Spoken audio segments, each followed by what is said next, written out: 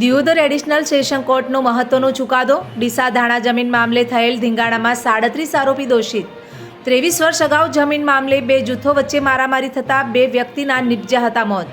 તો Deodar additional session કોર્ટમાં case ચાલતા કોર્ટે બંને પક્ષના 41 પૈકી 37 આરોપીને આજીવન કેદ ફટકારી.